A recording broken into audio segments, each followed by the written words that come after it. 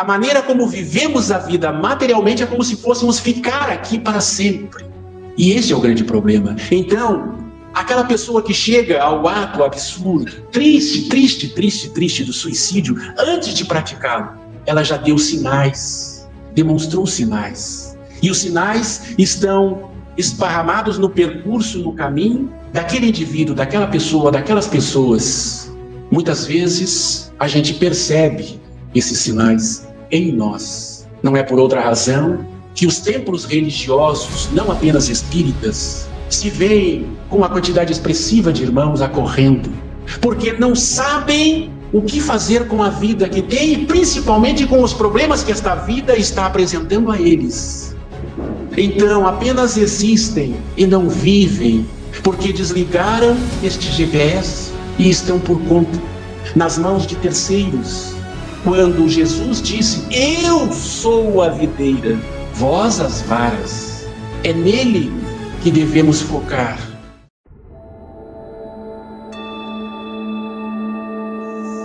Então, mais uma vez, sejamos todos muito bem-vindos ao nosso querido GEAC. Hoje o tema da exposição traz por título Há muitas moradas na casa de meu pai, que é um dos capítulos do Evangelho segundo o Espiritismo. E como subtítulo, Mas a vida é única. Todo mês de setembro nós temos uma enfatização nas questões relacionadas ao suicídio, que é uma chaga da humanidade. É uma verdadeira pandemia que quase a gente não ouve falar, mas é importante que se diga. A vida continua. Então que tenhamos uma excelente palestra, convidamos o nosso irmão Carlos Alves, trabalhador aqui da nossa casa, estudioso, para que possa nos conduzir nas reflexões. Uma boa atividade a todos. Muito boa tarde, já quase noite, todos os nossos irmãos, queridos irmãos, que a paz do nosso Senhor Jesus Cristo nos envolva neste momento. Tão logo cheguei aqui, já senti esse envolvimento vibratório, já percebi a presença amiga dos mentores, e podem ter certeza que todos nós estamos aqui neste momento agora, sendo amplamente assistidos por eles, que se aproveitam desses minutos que a gente tem para darmos uma trégua nas questões materiais e buscarmos o alimento espiritual. Disse muito bem o Nelson, quando enfatizou a questão de, ao nos colocarmos à disposição desta tarefa, buscarmos a sintonia para que a inspiração e a intuição chegue até nós. Porque ocorre muitas vezes da gente preparar uma atividade e no decorrer desta atividade, algumas intuições, algumas percepções vão chegando e a gente na hora vai alterando e trocando e trabalhando elas, porque quando vem de cima para baixo, é porque aquilo, naquele momento, é o mais importante a enfatizar. Pois bem, o nosso tema de hoje, há muitas moradas na casa de meu pai, mas a vida é única. Esse há muitas moradas na casa do pai é o capítulo 3º do Evangelho. E quando eu estava trabalhando este capítulo, estudando um pouquinho, eu fiquei recordando quando comecei as atividades de exposição pública, já há um bom tempo atrás, e eu me lembro que este capítulo, especificamente, era um capítulo muito difícil para mim de trazer aos irmãos. Por dois motivos. Primeiro, porque não tinha experiência alguma. A gente, como costuma dizer, ficava com as pernas tremendo, olhando para as pessoas, aquele frio na barriga. Mas principalmente pelo segundo motivo. Eu ficava pensando, meu Deus, o que eu vou falar para os irmãos sobre este capítulo, Há muitas moradas na casa de meu pai, falando da grandiosidade da criação, falando de estrelas, de sóis, de planetas. Muito bonito, com certeza, mas o que eu pensava à época? As pessoas vêm, acorrem à casa espírita cheias de problemas, de dramas, de conflitos, sofrimentos. Então, àquele tempo eu pensava assim, puxa, falar sobre essas questões do cosmos, do universo, parecia uma espécie de filme de ficção. Não no sentido de ser mentira, não, mas no sentido de estar muito distante da necessidade que eu entendi à época que os irmãos precisavam em termos de conforto espiritual.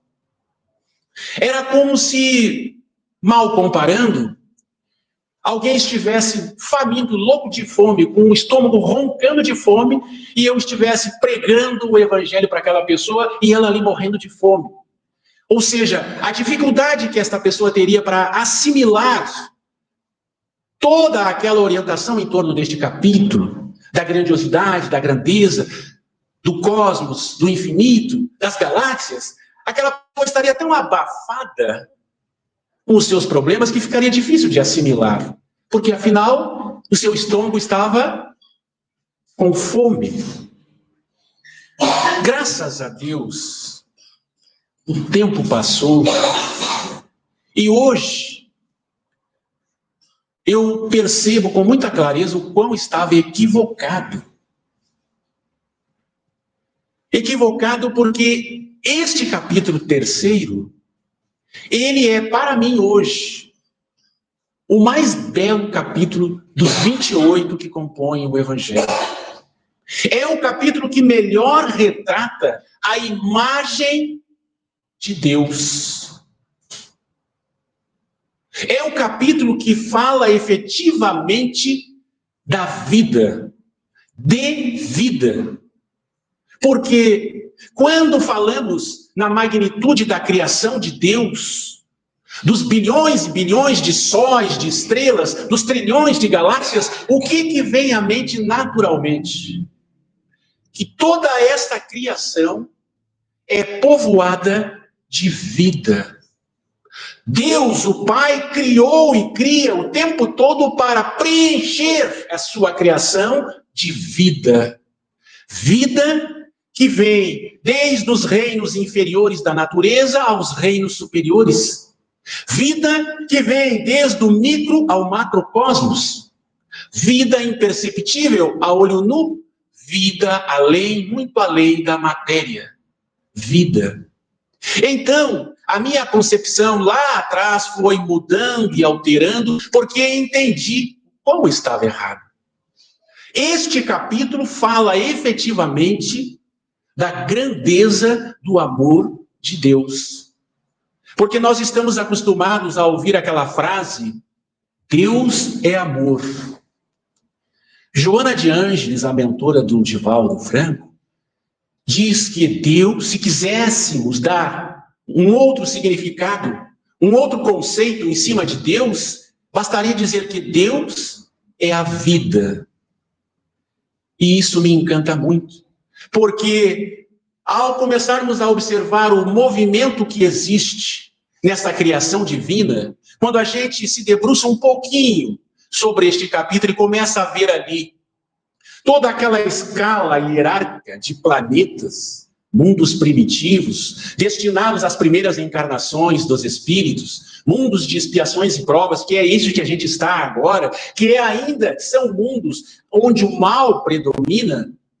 Depois avançando os mundos de regeneração, onde a gente sai desse mundo de expiação e prova e vai para um mundo de regeneração, como quem sai de uma UTI e vai para um quarto, ou seja, já está um pouco melhor. Ainda prevalece o mal, mas o bem já se destaca.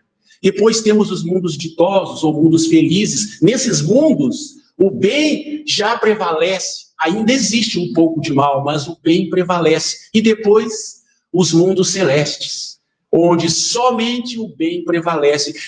Ao fazermos esta analogia, nessa classificação dos espíritos, a gente percebe as migrações de vida, de espíritos, em mônadas, de viveiros, de almas, de espíritos que vão migrando de mundo para mundo, que vão fazendo esses mundos como escadas evolutivas para atingirem o objetivo para o qual o Pai nos criou. E isto é extraordinário. Neste mês de setembro, em que a gente comenta muito o Setembro Amarelo na questão do suicídio, Eu escolhi este capítulo porque é o capítulo que efetivamente fala sobre a vida. Porque ao avançarmos e refletirmos em cima deste tema maravilhoso, se nós pegarmos, por exemplo, o livro Exilados de Capela, ou A Caminho da Luz todos nós aqui conhecemos, Exilados de Capela também, na psicografia do Chico, pelo Espírito Emmanuel, quem ler com atenção os primeiros capítulos deste livro, vai perceber que Jesus ali está falando, e é uma questão importante para nós, dentro do nosso assunto de hoje, percebermos que o Mestre, quando veio até nós, ele não veio para nos salvar. Mas o que, Carlos Alves? O que tu está dizendo? Eu cresci ouvindo isso, que Jesus é a nossa salvação, que Jesus veio, se sacrificou por nós. E o que a gente faz quando ele diz a cada um conforme as suas obras? Então explica isso. Jesus veio ao mundo para determinar o salto evolutivo do planeta. Este mesmo planeta que todos nós estamos. Ele veio para dizer, está chegando a hora do planeta avançar na escala hierárquica. E vós outros que aí estão, terão de fazer a vossa parte. E só há um meio de fazer a nossa parte, vivendo a vida. Porque, fazendo uma metáfora, criando uma metáfora, o navio está vindo, chegando no porto, e este navio, que é o navio que vai nos conduzir a um degrau evolutivo acima, se chegar no porto, 5 horas da tarde, e nós não estivermos lá, ele parte. Ele não aguarda. Ele vai. Por quê? Porque o planeta tem data, tem tempo, tem momento para evoluir. Se nós quisermos atrasar essa marcha, vamos ficar para trás efetivamente, mas não nos preocupemos. Por isso é que há muitas moradas na casa do Pai. O problema é que, possivelmente, se não quisermos viver a vida como tem de ser vivida, vamos possivelmente dormir num planeta de expiações e provas e acordar num planeta primitivo. Esse é o perigo. Então, quando a gente vai fazendo essas analogias, é extremamente importante mentalizar e se auto-perguntar por que razão, por exemplo, neste capítulo, Jesus disse assim, não se turbe o vosso coração. Está no capítulo 3 das muitas moradas. Não se turbe o vosso coração. Se esta frase estivesse no capítulo 5, bem-aventurados os aflitos, ou o 6º, Cristo Consolador, eu tenho certeza aqui que ninguém estranharia nada. Perfeito, ok. Não se turbe o vosso coração, está falando de aflições, tem sentido, tem lógica. Mas ele não está no 5, ele não está no 6, ele está no 3º, que fala das muitas moradas. Por quê? Aí Jesus então diz, credes em Deus, credes também em mim, há muitas moradas na casa de meu Pai. Se assim não fosse, eu já vou-lo teria dito. E ele diz mais, que ele vai à frente para preparar-nos um lugar. E quando este lugar estiver preparado, ele vai voltar para então nos trazer para junto do seu seio. E aí permanecermos com ele até o final dos tempos. Para que isto ocorra, eu preciso saber o que eu vou fazer da minha vida. Qual o significado e o sentido da vida? Porque enquanto eu não trabalhar esses conteúdos sobre a questão da vida, o que é a vida, nós vamos ficar marchando para trás, sem entender o alto significado da vida que Deus nos deu. O Mestre Jesus, ele tem uma frase, entre tantas, que cai como uma luva para essa nossa atividade, que ele diz assim, eu sou a videira, vós as varas. Vamos plasmar as palavras do Mestre Jesus em nossas mentes. Ele diz: eu sou a videira, vós as varas. Alguém aqui não sabe o que é videira? Quem tem em casa um parreiral, parreira, vai saber. É aquele tronco, uma espécie assim de cipó que vai subindo a videira e dali vai se esparramando as varas para que depois venha a uva, o fruto, para a gente saborear. Quão bela é essa imagem que Jesus passa para nós. Ele é a videira, ou seja, a ceifa da vida vem dele e passa para nós que somos as varas. Olha que simbologia linda, maravilhosa. A seiva vem dele e nós somos as varas. Mas pergunto aos irmãos, qual o efeito que terá esta seiva que vem dele da videira, se não soubermos viver a vida, ou o significado da vida? Como se dará isso? Neste mês de setembro, onde se fala tanto no suicídio, eu gostaria de avançar um pouquinho mais nesta questão, além do suicídio, porque nós temos, além do suicídio, outras formas também de suicídio, de aniquilação da vida. O aborto, a eutanásia, a pena de morte, os chamados suicídios assistidos. Todas essas variações atentando contra a vida. Sendo que o mestre é a videira. E aí podemos pensar, se o mestre é a videira, o que Deus é? Qual o papel de Deus nesta imagem, neste simbolismo que o Cristo nos passa? Seguramente, se o mestre é a videira, o Pai é a força maior, a seiva maior da vida, que passa pelo mestre e chega até nós. Mas ainda existem outras formas de atentarmos contra a vida, fora as aqui já mencionadas. Porque muitos se indagam em diversas oportunidades, afinal de contas, por que a minha vida é assim? Por que a minha vida está dessa maneira? Por que as coisas acontecem assim? O que eu faço da minha vida, afinal? O que é a vida?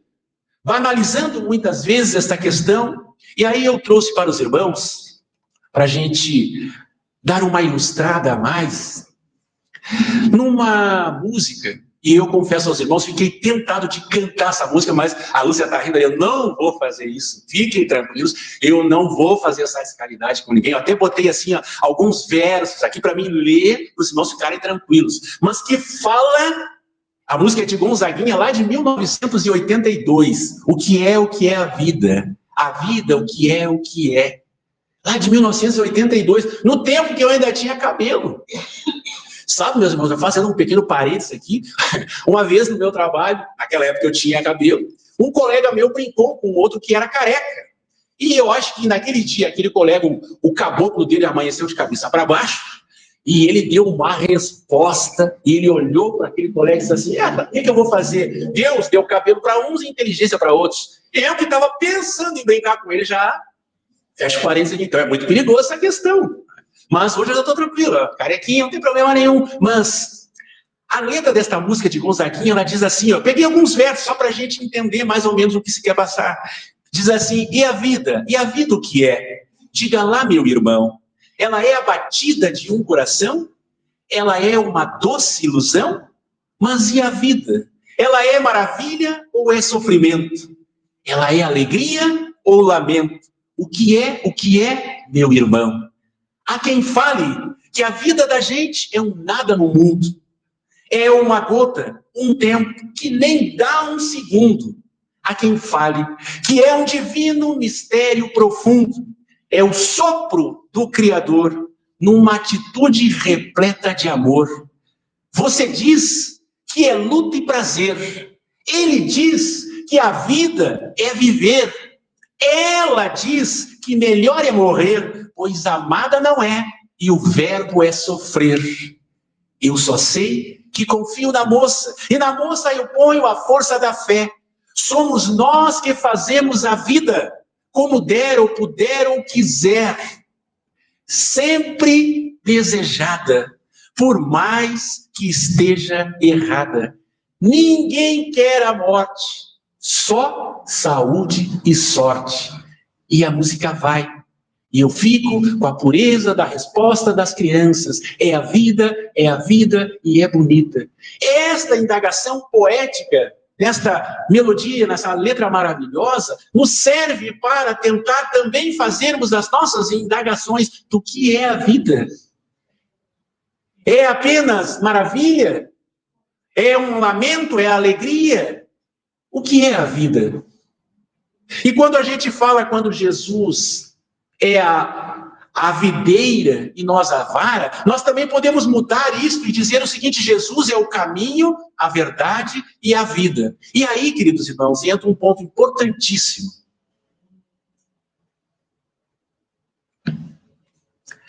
Se ele é o caminho, a verdade e a vida, quando a gente fala em caminho, a gente já lembra automaticamente de um percurso a trilhar. Temos que percorrer uma distância com a vida que temos. Mas como vamos fazer isso se não soubermos o valor e o significado da vida? Como vamos fazer isso? Porque se ele é o caminho, a verdade e a vida, então vamos mudar a questão. Vamos dizer que agora Jesus não é uma videira, ele é, numa linguagem mais atual, nossa, tecnológica, ele é um grande servidor. Aquele servidor gigantesco, onde estão ligados o quê? Os GPS. O GPS, ele indica o quê? O caminho. Quem é o GPS? Somos nós. Que caminho? Para onde estamos tentando direcionar? Para ele que é o servidor. No meio deste caminho acontecem os problemas. No meio deste caminho acontecem as indagações, as dúvidas, porque no meio do caminho, para se chegar até ele, nós muitas vezes fraquejamos e duvidamos da grandeza da vida. Então começam aquelas questões em que eu simplesmente passo a ignorar a minha realidade imortal. E quando é que eu faço isso? Em que momento que eu ignoro a minha realidade de espírito imortal?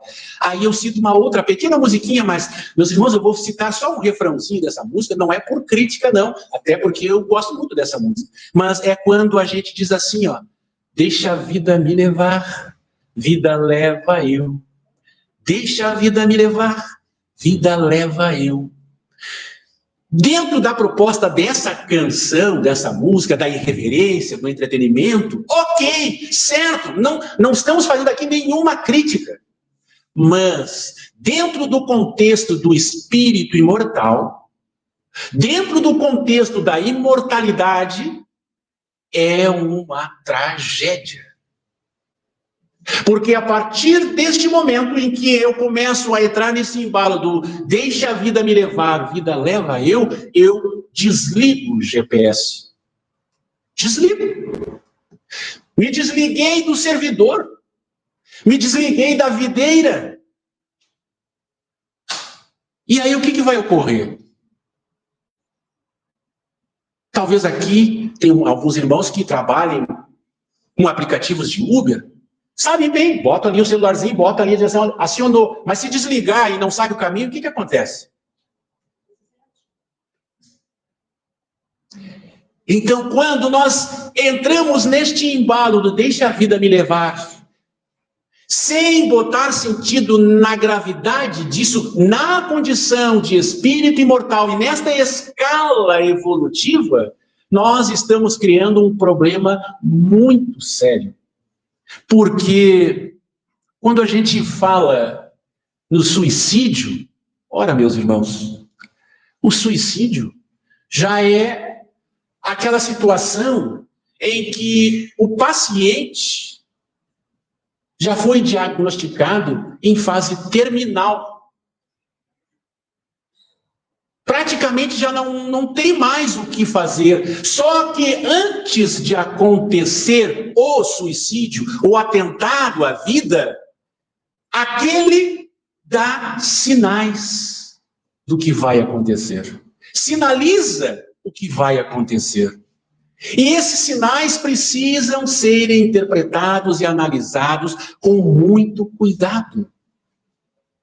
Precisa ser analisado. Dá sinais. É naqueles momentos em que, diante das dificuldades da vida, e é uma outra questão também muito importante lembrar. Nosso Senhor Jesus Cristo, ele disse assim: vinde a mim, todos vós que estáis cansados e sobrecarregados, que eu vos aliviarei. Foi isso que ele disse. Vinde a mim, todos vós que estáis cansados e sobrecarregados, que eu vos aliviarei.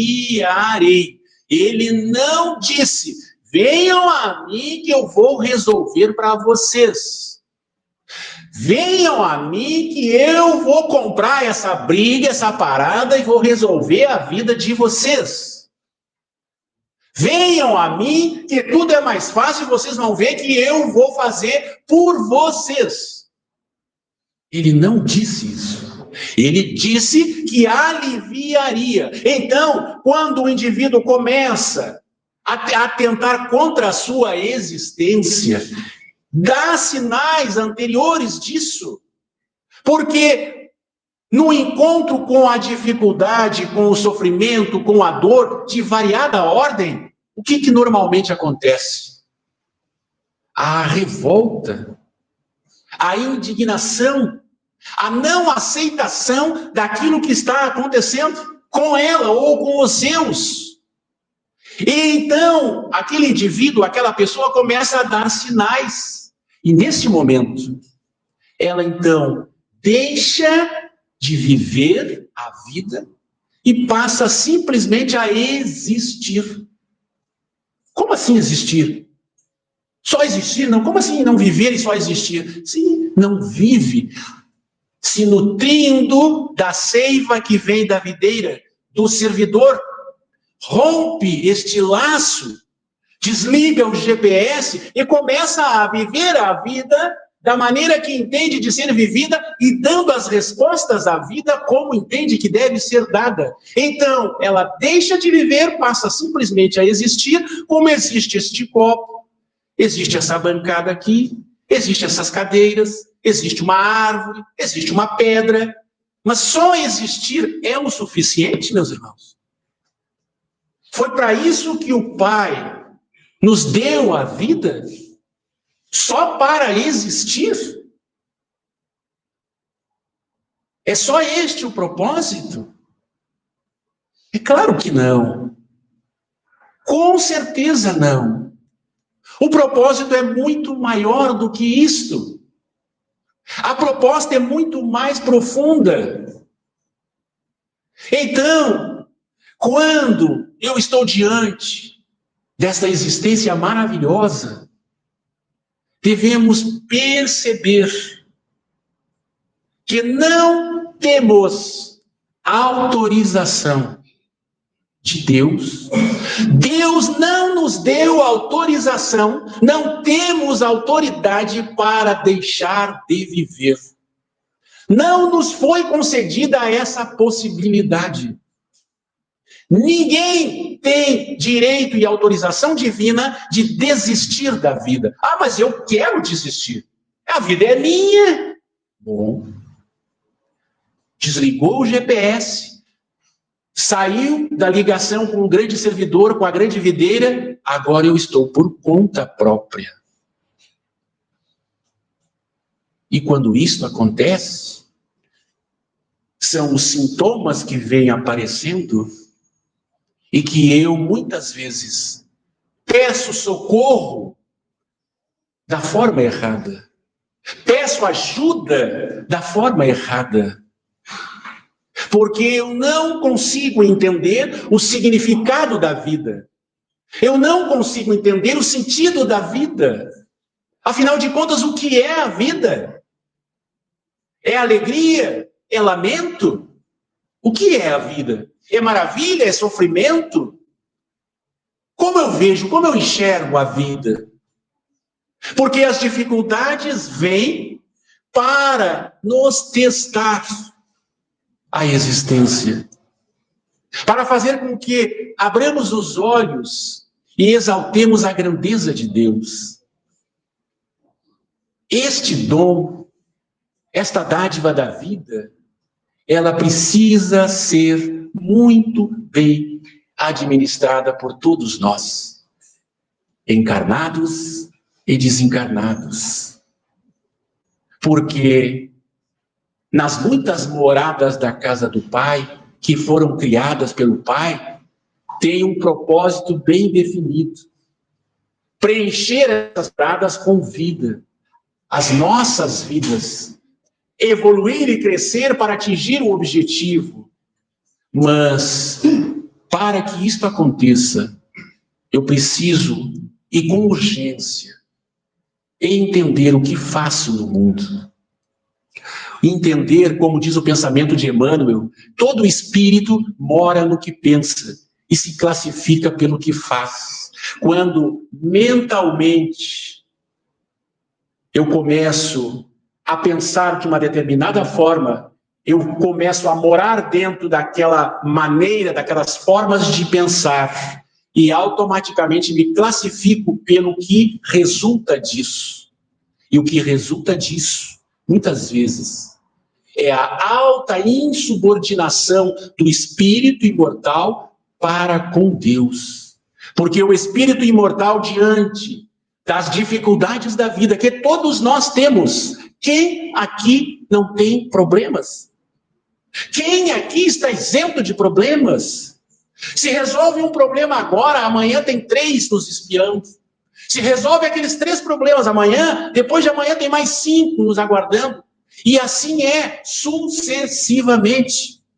Mas qual o propósito disso? É castigo, como diz a canção aqui? Não é. É para que possamos experimentar, primeiramente, os reflexos de atropelarmos as leis divinas em determinado momento. De metermos os pés pelas mãos em determinado momento dentro do direito do próximo. E aí os reflexos vêm. Mas no segundo momento é para nos ensinar. Do ponto onde falhamos, recomeça-se novamente. E aí, neste momento, ligamos o GPS e começamos a trilhar o caminho novamente. Percorrer o caminho novamente. Mas isso demanda esforço. Isso demanda boa vontade. E isso demanda humildade. É preciso ter humildade para entendermos e aceitarmos aquilo que muitas vezes não está nas nossas mãos. Escapa ao nosso controle. E ter a ação quando temos o conhecimento, temos a orientação e temos o dever de nos autoindagar. Meu Deus, o que o Senhor quer de mim? O que o Senhor espera de mim? Eu estou diante dessas dificuldades todas, desses problemas todos, o que eu vou fazer, o que eu posso fazer, como vou fazer? Se orarmos, confiantes de que o servidor, de que a videira está drenando, passando para nós a seiva da vida, nós não vamos nos desesperar. Possivelmente, em alguns momentos, vamos sofrer, chorar, derramar lágrimas, mas não haverá um desespero, porque o Pai nos ama por demais. Ele é a vida. Deus é a vida. E se nós saímos das mãos dele, nós também somos vida. Por mais difícil que pareça e que seja, devemos viver a vida, sim, mas talvez não como der ou puder ou quiser, mas sim com a sintonia naquele que efetivamente é o nosso grande guia, com aquele que realmente pode fazer e muito por todos nós. Como diz a canção,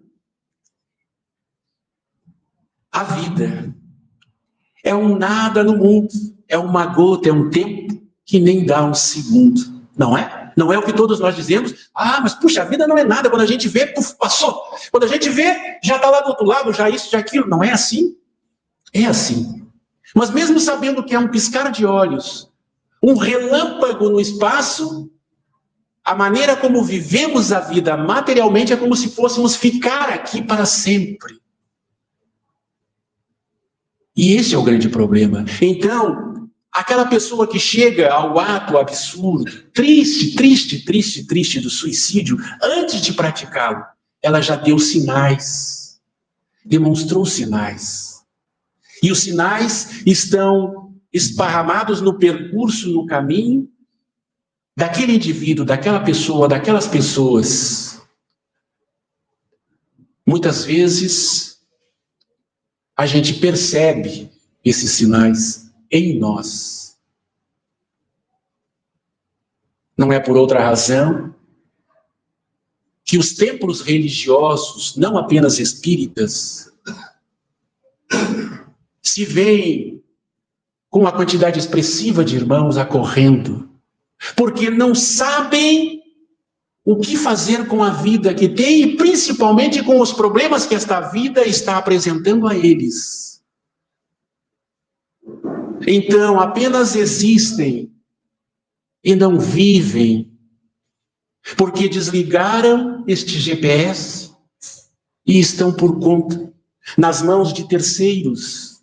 Quando Jesus disse, eu sou a videira, vós as varas. É nele que devemos focar, particularmente nos momentos difíceis. Não é uma questão de fanatismo, é uma questão tão somente de realidade espiritual. Porque, meus irmãos, há quem fale que a vida é um divino mistério profundo, mas ela é o sopro do Criador. E nisto esta música tem muita razão. Ela é o sopro do Criador, numa mistura, num misto extraordinário de atitude, de intenso amor. Intenso amor. Então, queridos irmãos, neste mês e todos os dias de nossas existências, que ficarmos tentados, muitas vezes, em desistir da vida, em desligar o nosso GPS espiritual diante das dificuldades da vida, lembremos-nos que nosso Senhor Jesus Cristo, como disse aqui, Ele foi na frente, preparar-nos o lugar, e quando estiver este lugar preparado, Ele vai voltar para nos trazer para junto dEle. Mas pergunto aos irmãos, o que Ele fará quando Ele voltar e se deparar com alguém que simplesmente desistiu da vida? O que o Mestre Jesus poderá fazer quando ele voltar e se deparar com alguém que desistiu da vida? E esse desistir da vida, meus irmãos, não é apenas na questão do suicídio, é na maneira como vivemos, nas atitudes. Milhares e milhares de irmãos nossos estão apenas existindo, como uma folha ao vento, apartados da videira. Nós aqui, enquanto espíritas, os chamados simpatizantes da doutrina espírita, eu sempre digo isso, e gosto de dizer isso, meus irmãos, nós somos privilegiados. Privilegiados. Porque se tem alguém que não pode, em momento algum, dizer que não sabia das coisas, somos nós. Cresce a nossa responsabilidade. Cresce a nossa responsabilidade diante de nós e diante daqueles que estão à nossa volta, que não têm esta compreensão, esta visão, este esclarecimento. Então, queridos irmãos, encaminhando para o nosso final, porque já está estourando o horário, a mensagem que fica, ela é muito simples, muito simples. Nenhum de nós está autorizado pela divindade, tem a permissão da divindade de desistir da vida. Pode até querer, mas não vai conseguir. Pode até cortar um ramo da vara, mas não vai cortar a videira. Porque é da videira que vem a vida. É da videira que vem a seiva do amor. E nenhum de nós pode impedir a marcha do amor, a marcha da vida. Vivamos a vida, viva a vida, porque ela, meus irmãos, vai nos levar um dia a galgar todas essas moradas do Pai. Plasmemos isso em nossas mentes. Nós vamos ir migrando de casa para casa, de orbe para orbe, de mundo para mundo, porque é este o propósito que Deus destinou à sua criação, criar esses mundos para que a vida pulse nesses mundos, nessas migrações, nessas mônadas abençoadas, neste movimento da vida. E nós estamos aqui num destes movimentos agora. Então, meditemos, reflitamos um pouquinho nisso, e que nosso Senhor Jesus Cristo, neste momento, possa se amercir de todos nós, também nos intuindo, nos inspirando, nos abrindo a mente, nos abrindo o coração, para que a gente possa, pelo menos nós aqui, não termos nenhuma dúvida do sentido e do valor da vida. Ela é belíssima, meus irmãos. Como diz a música, a vida é bela. O que é a vida? É bela, é muito bela. Fiquemos na paz de nosso Senhor Jesus Cristo.